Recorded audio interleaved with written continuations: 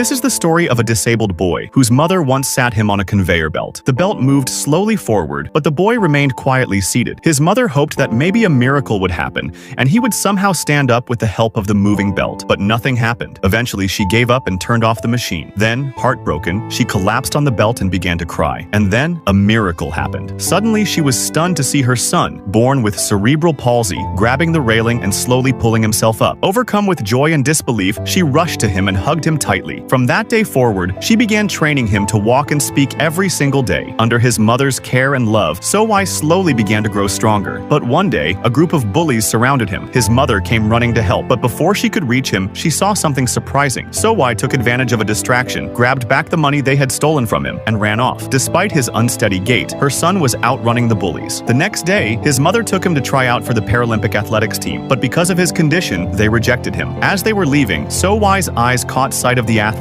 running on the track. His mother turned back and was shocked to see him joining the race on his own. Even though he started late, after a fierce effort, he finished in second place. The coach immediately approached him and offered him a place on the team. His mother was overjoyed, but becoming a professional athlete wasn't easy. The training was intense. Because of his poor balance, So-Wai struggled to run properly around the curves. So the coach decided to place him in the fourth position of the relay. However, the runner already in that position got upset. He gave an ultimatum. So-Wai would only replace him if he could run 100 meters in under 15 seconds. So-Wai trained even harder, but he couldn't beat the 15 seconds mark. Feeling defeated, he sat down with a plastic bag over his head, crying. That's when his mother found him. Between sobs, he told her he wanted to run faster. Instead of simply comforting him, she said, "Crying out loud won't help. If you want to cry, cry on the field, by running your heart out." Motivated by her words, So-Wai doubled down on his efforts. He climbed tall, steep staircases and ran alongside moving trains. Finally, during the final test, he clocked under 15 seconds and qualified for the Paralympics. But just before the main relay race, a teammate suffered a mental breakdown. Despite being told not to intervene, the coach stayed with him, trying to calm him down. Panic spread among the team. Except So-Wai, he stood quietly, composed. This was his last Paralympic chance. Eventually, the teammate pulled himself together and the race began. The first three runners gave it their all and narrowed the gap. Now it was So-Wai's turn. His teammate cheered him on. So-Wai ran with everything he had. At the finish line, three runners, including him, crossed almost at the same time. Everyone held their breath, eyes fixed on the screen. And when the results came in, the team had won the gold medal. So-Wai and his teammates jumped with joy. His mother, watching on TV, cried tears of happiness. Her son had done what even most able-bodied people couldn't. Through a mother's love and relentless spirit, her son had gone from zero to hero.